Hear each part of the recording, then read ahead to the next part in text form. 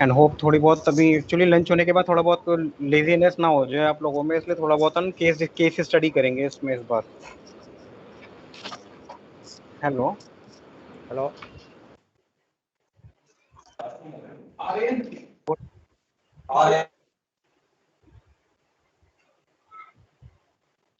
शुरू करिए सर, या अभी टाइम लगेगा? नहीं, टाइम कुछ नहीं है। I was seeking for your response actually, कि मेरे क्लियर हूँ या नहीं हूँ सुनने में। हाँ सर क्लियर है, शुरू करिए। क्लियर है सर, लंच ब्रेक का स्लाइड हटा दें सर। अभी आपको शेयर नहीं हो रही मेरी स्लाइड? नहीं, लंच ब्रेक लिखा रहा है। नहीं सर अच्छा, नहीं। मैं करता हूँ, रुकिए आप फिर।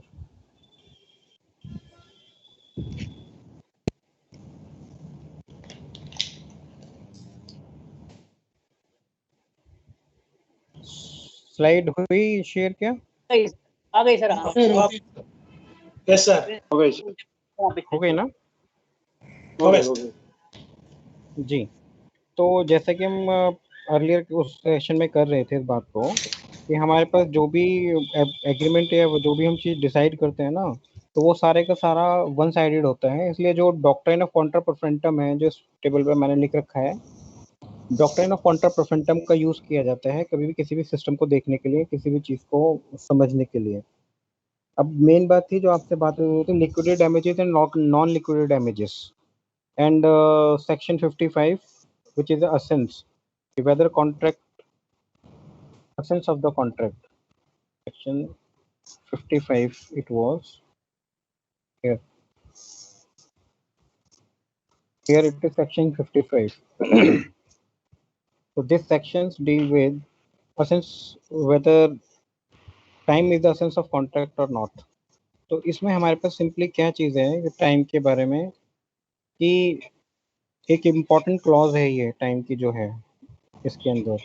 अब मैं आपको पूरा उसका डिटेल थोड़ा बहुत बताने की कोशिश करता हूँ, आप उसको समझ लीजिएगा।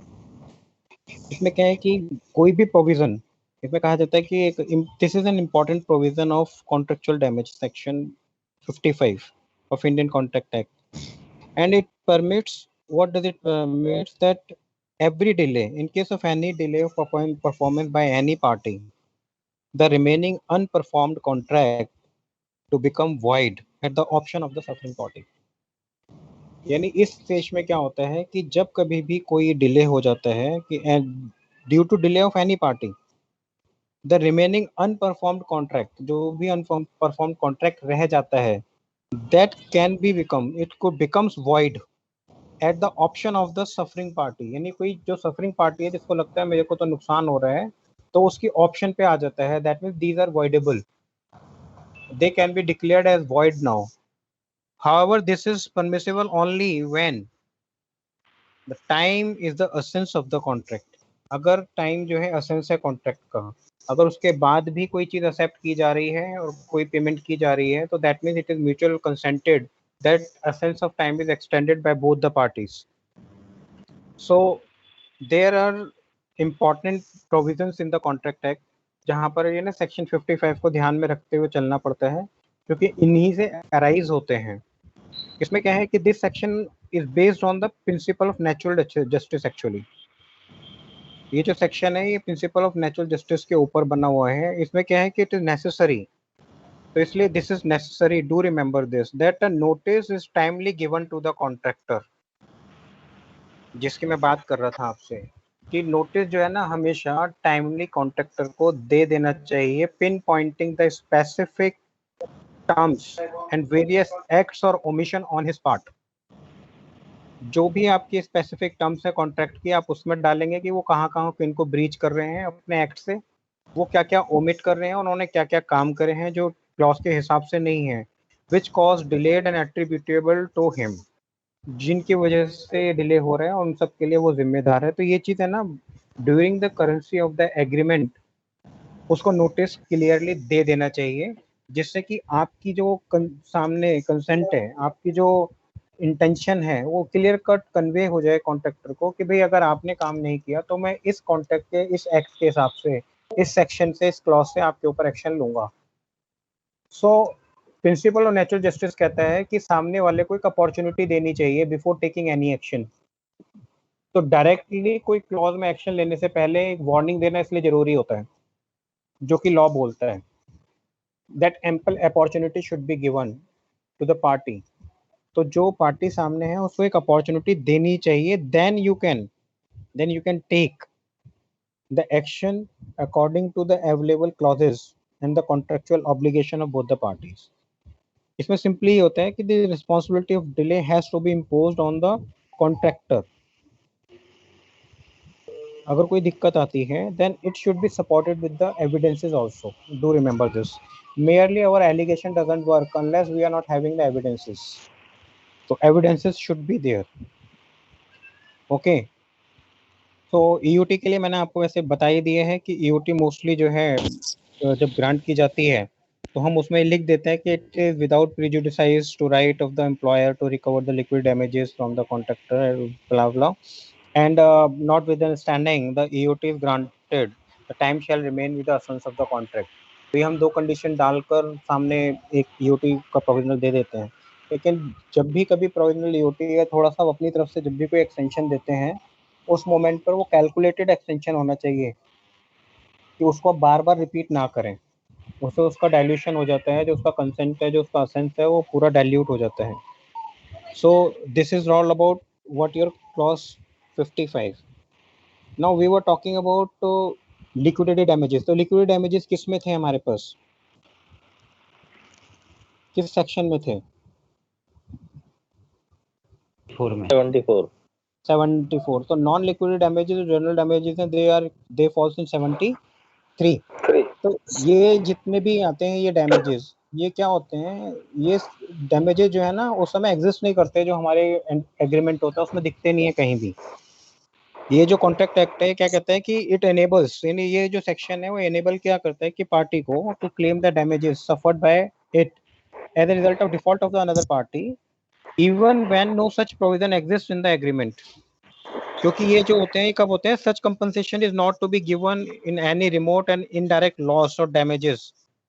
Most of the time such damages are unutilised labour, ideal labour, TNP, staff, employment of staff, employees, or watch and ward, and due to delay in handing over of the site, these such kind of delays falls in this category of section 73, which has to be proved. जिनका proof होना बहुत जरूरी है, इनको वो proof करेगा। जब तक ये प्रूफ नहीं होंगे तब तक ये एडमिसिबल नहीं होते, तो इसलिए इनका प्रूफ करना जरूरी है। और कॉन्ट्रेक्चुअल ऑब्लिगेशन में जब कभी भी कॉन्ट्रैक्ट में कभी भी आर्बिट्रेशन होता है तो जो आर्बिट्रेटर हैं वो प्रिंसिपल्स को इसको फॉलो करते हैं कि जो कॉन्ट्रा प्रोफेंटम है, द डॉक्ट्रिन ऑफ कॉन्ट्रा प्रोफेंटम, उसको ध्यान में रखते हुए ही डिसीजन लेते हुए चलते हैं वो। ठीक है, तो this is all about what the contract is. अब क्वेश्चंस पे आते हैं, हम थोड़ा सा एक केस स्टडी ले लेते हैं आपके साथ। केस स्टडी में अगर हम हैं तो एक केस आता है, आप एक ऑब्लिगेटरी देखिएगा, इस केस में समझने की कोशिश करिए, पुराने केस हैं ये जितने भी है ना।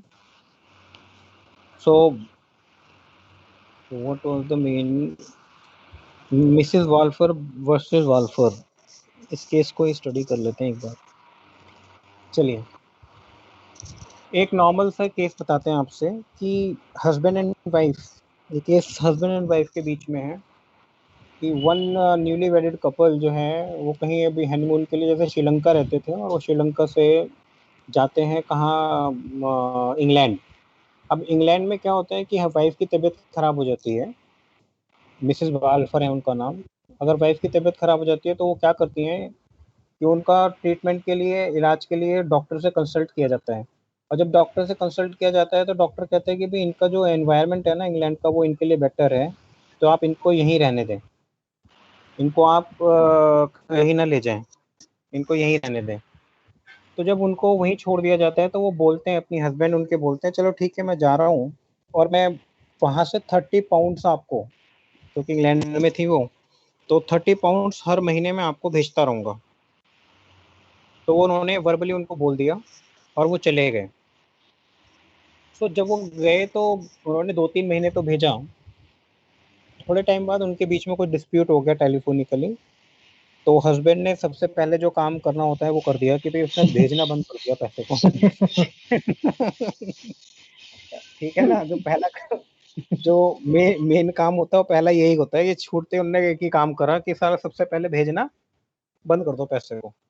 तो जैसे ही पैसे को भेजना बंद करा, क्योंकि डिस्प्यूट हो रखा था उनके आपस में वो थी, तो वाइफ ने उनको इंग्लैंड में स्यू कर दिया, कोर्ट में ले गई वो।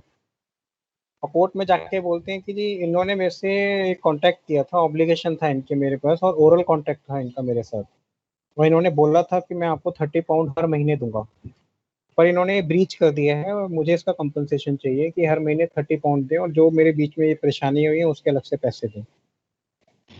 सो now again the question falls at your end, whether it is admissible or not. जबकि हस्बैंड ने एडमिट करा कि हाँ ठीक है, मैंने ये कमिटमेंट दिया था इनको, कहा था कि मैं ये पैसे दूंगा आपको 30 पाउंड हर महीने, हैं? नॉट सर उसमें टाइम बाउंड नहीं है ना, टाइम लिखा नहीं कितने टाइम तक देगा, क्या फॉर एवर जिंदगी भर नहीं, वो जब तक उसका ट्रीटमेंट और इसमें कंसिडरेशन भी नहीं है कि अगर किसी दिन पैसे नहीं भेजे तो क्या तो करना है? पेनाल्टी देगा या कंपनसेशन देना होगा उसको? कंसिडरेशन देखिए, आपने बोला कंसिडरेशन के लिए बोला, कंसिडरेशन होता है रिवर्स ऑब्लिगेशन है कहीं ना कहीं कि मेरे को उसमें क्या मिलेगा। अगर एक आदमी कोई काम कर रहा है तो मुझे क्या मिलेगा, ठीक है। इस वाले केस के अंदर आपको नहीं, आप अभी किसी ने बोला मिलना चाहिए, नहीं मिलेगा सर, नहीं मिलेगा सर, नहीं मिलना चाहिए, नहीं मिलना चाहिए। तो पहले चलिए एक चीज बात बताइए, सबसे पहले एक चीज बात बताइए, whether it is a contract. No sir, क्योंकि उसके बदले में वो कुछ नहीं दे रही है तो ये कॉन्ट्रैक्ट नहीं है। ये क्या कॉन्ट्रैक्ट है कोई? नो सर, नहीं कोई It is one-sided, sir. Actually, he is not getting it any. is नहीं पहली It is a चीज क्या promise. होता है, हाँ that is it is a promise. Practical एक चीज समझिए कि जो हमारा कॉन्ट्रैक्ट है, कॉन्ट्रैक्ट में क्या होता है कि डोमेस्टिक एग्रीमेंट जो भी है ना, हमारी जो शादी है वो कॉन्ट्रेक्चुअल नहीं है, वो अफेक्शनेट होती हैं, आप समझ रहे हैं। वो प्रॉमिस है, ठीक है, आपने आपस में वहां पर कहीं भी intention to create a legal relationship है कहीं पर?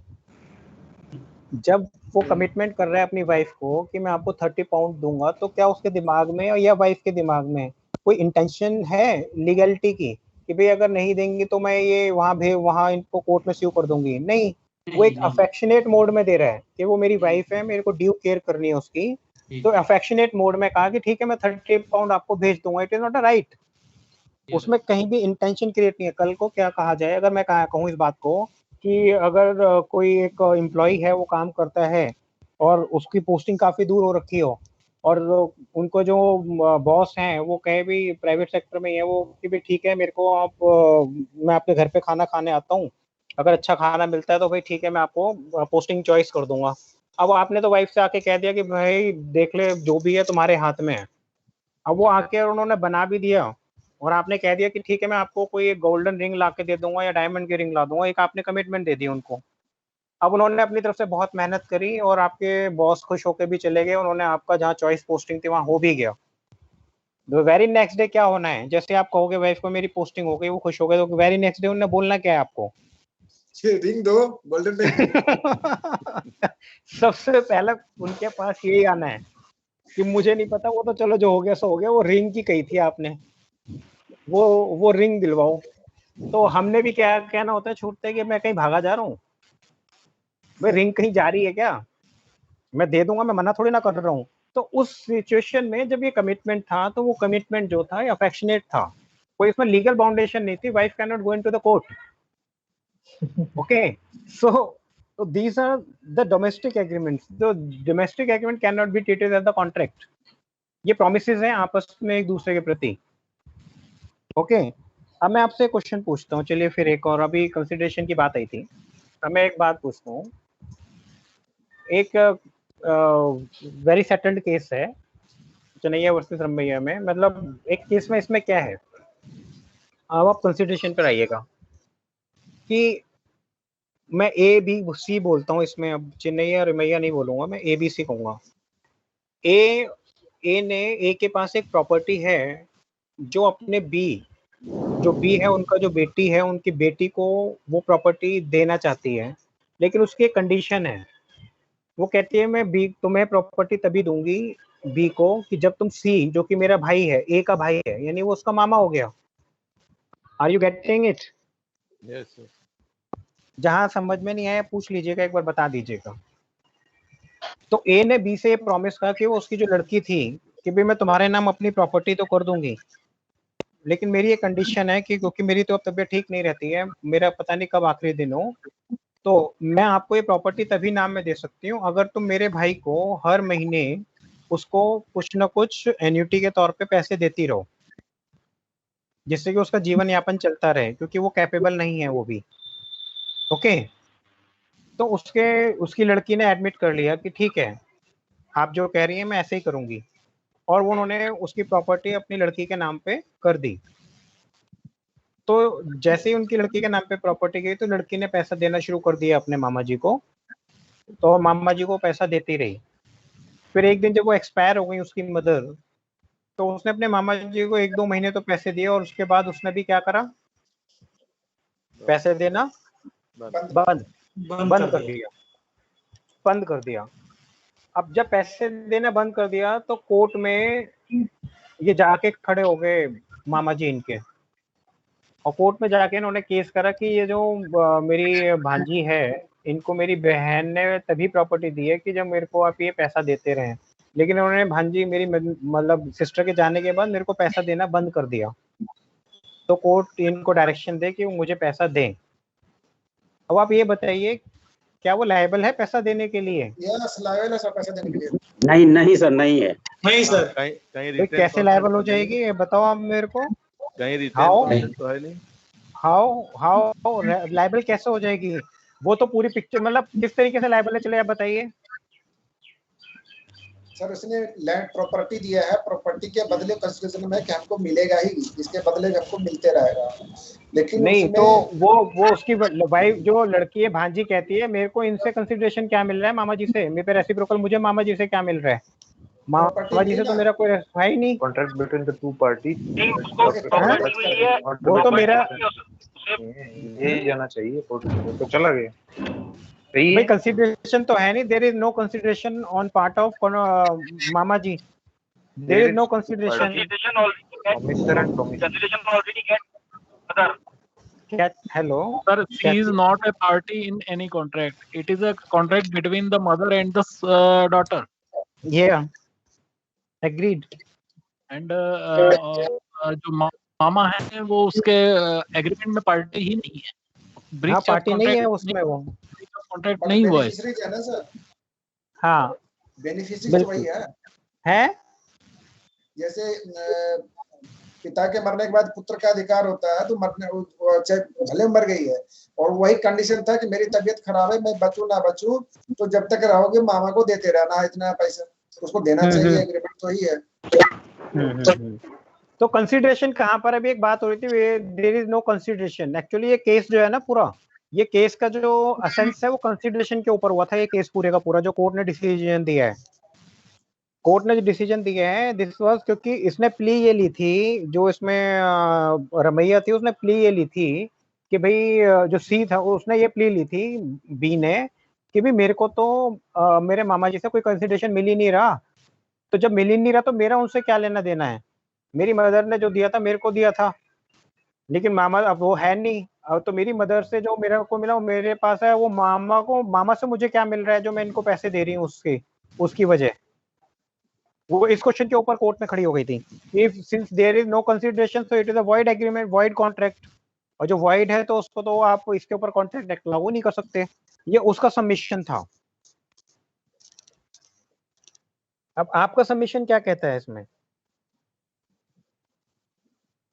ये जो चीज आती है ना, इसमें जो चीज आती है ये वही आती है जब दो पार्टीज हैं ए और बी, सीपीडब्ल्यूडी और कॉन्ट्रैक्टर के बीच में, वो कॉन्ट्रैक्टर का कोई क्रेडिटर है जिससे वो सामान मंगा रहा है या जिससे वो काम करवा रहा है, जो साइट पर आपका काम कर रहा है, उसके बीच में कोई डिस्प्यूट पैदा होता है पैसों का, तो वो सारी कहानियां आती हैं बीच में।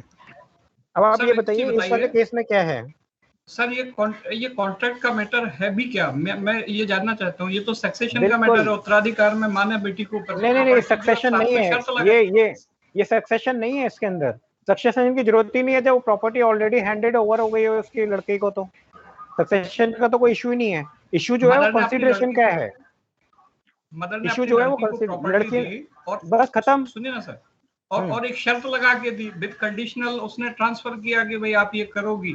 बिल्कुल। अगर लड़की इस चीज को कोर्ट में एडमिट करती है कि हाँ इस शर्त के साथ प्रॉपर्टी दी गई थी, तो फिर वो कैसे बैक कर सकती है? एग्जैक्टली मैं कब मना कर रहा हूँ, मैं तो सारे के सारा डिस्कशन कर रहा हूँ आप लोगों से।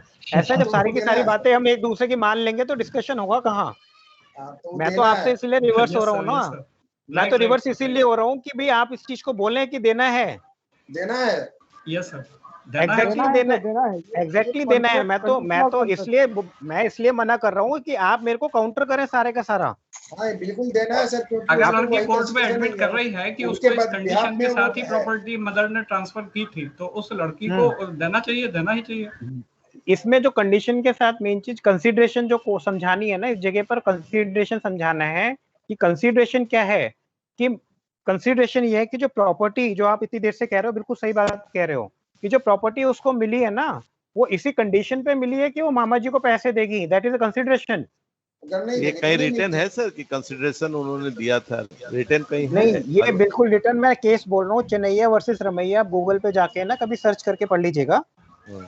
ये लैंडलाइन केस है पूरा, चेन्नैया वर्सेस रमैया। आप इस चीज को आराम से गूगल पे आप लिख लिए CHIMYA, Chennaiya versus Ramaiah, RAMAYA, Chinmaiya, CHINNYA, NNYA, Chennaiya versus Ramaiah, RAMAYA। हाँ सर, हेलो। जी जी जी, सुन रहा हूँ। हाँ सर, इसमें जो उसका जो डीड डॉक्यूमेंट था, हेलो। जी जी जी, सुन रहा हूँ। हाँ, डीड डॉक्यूमेंट था, उसमें कंसिडरेशन मेंशन किया गया था क्या? नहीं, कंसिडरेशन मेंशन लिखा नहीं जाता। There is a consideration of this. Consideration understood होता है कि सामने वाला एक काम तभी कर रहा है जब मेरे को कुछ मिल रहा है। उसमें ऑब्लिगेटरी क्या था कि लड़की को तभी मिलनी थी वो प्रॉपर्टी अगर वो अपना कंसिडरेशन, उसको पास जो प्रॉपर्टी है दैट्स इज कंसिडरेशन फ्रॉम मामा की साइड से है। मामा की साइड से क्यों मानी जाएगी? क्योंकि दीप मदर ने इस कंडीशन पर है कि मामा को पैसे दोगे आप। मदर ने पैसे नहीं मांगे। सर मामा कैसे स्टेब्लिश करेगा कोर्ट में कि ये कंसिडरेशन था? पहली बात तो ये है। हाँ, चलिए आप एक काम करिए, मैं आपको एक बात बताता हूँ। चलिए इसमें हम लंबा डिस्कशन कर लेंगे बहुत ज्यादा। आप एक काम करिए, आप ये केस एक बार पढ़ लीजिएगा पूरा। इस केस में फुल डिटेल्ड है, ठीक है ना? मैंने इसलिए आपको केस का नाम ही लिखवा दिया है। जी, पहली बात तो ये है कि उस प्रॉपर्टी में मामा का हिस्सा है या नहीं है? नहीं है, कोई हिस्सा नहीं है, कोई हिस्सा नहीं है, कोई मतलब नहीं है। दूसरा बिल हो गई, बिल हो गई, बिल में वो उसकी मांग क्या डिक्लेयर करती है? मेन चीज है, देखो आप प्रैक्टिकल चीज देखिए। आपने अगर अपने लड़के को भी कोई प्रॉपर्टी दी और कंडीशन डाल दी कि मेरी जो बहन है उसको पैसे देने हैं, मैं उसी कंडीशन पे आपको प्रॉपर्टी दे रहा हूँ, तो that means it is consideration to him. आपके लड़के को कंसिडरेशन आ रही है प्रॉपर्टी, और आपके जो फादर है आपको कंसिडरेशन मामा अपनी बहन के लिए लेनी है कि जो मेरे आप बहन को पैसा दोगे वो मेरे लिए कंसिडरेशन है। तो that means it is not necessary कि कंसिडरेशन उसकी तरफ से ही है जिसको आप ऑब्लिगेशन दे रहे हो, but this is the exceptional case. ये हमेशा नहीं होता है। The question is this: कि written consideration is where? This is the question. What kind of written consideration you are talking about? No sir, how he will establish? उसका मामा establish कैसे करेगा कि It is established in the court. It is a landmark decision of the court. We are not discussing beyond it. It is ये gift deed बना के उन्होंने दी थी, gift deed बना के दी थी उसने। gift cannot be considered as consideration. Sir वो जो केस का लॉ पढ़ रहा हूँ मैं, उसमें लिखा है गिफ्ट आप है ना, आप उसको पूरा पढ़िए ना पूरे को। जब वो गिफ्ट दे देंगे ना, गिफ्ट में कंसिडरेशन कंसीडर होता है कितने रुपए की गिफ्ट थी ये। गिफ्ट डीड में आपको गवर्नमेंट को वो भी पे करना पड़ता है, रेवेन्यू। जी जो भी आपका कंसिडरेशन अमाउंट चलेगा वो। चलिए हम है ना पर्टिकुलर इसके ऊपर नहीं जा रहे हैं। मैं जो मेन हमारा कंसेंस था वो ये था कि अगर 3 लोग अटेम्प्ट में कहीं हैं और एक दूसरे से कनेक्टेड है, तो कई बार वो कंसिडरेशन अगर एक आदमी दूसरे को ना दे तो भी कई बार वो बाउंड हो जाते हैं। केस का सिर्फ एसेंस ये है और कुछ नहीं है। वो तो बाकी केस आप पूरा पढ़ लीजिएगा, जो प्लस माइनस हो वो देख लेंगे, बाद में डिस्कस कर लेंगे। हाँ सर, आगे बढ़ते हैं सर, आगे चलते हैं थोड़ा।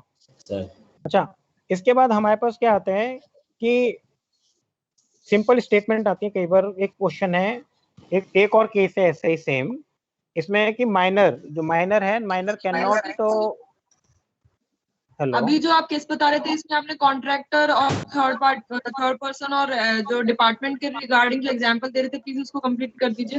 इसमें क्या है, अगर आपने देखा होगा कि हमारे पास आजकल एक एग्रीमेंट में भी हमारे पास एक वो है, अपेंडिक्स है, जिसमें हम वो साइन कराते हैं 100 रुपए के स्टैम्प पेपर के ऊपर।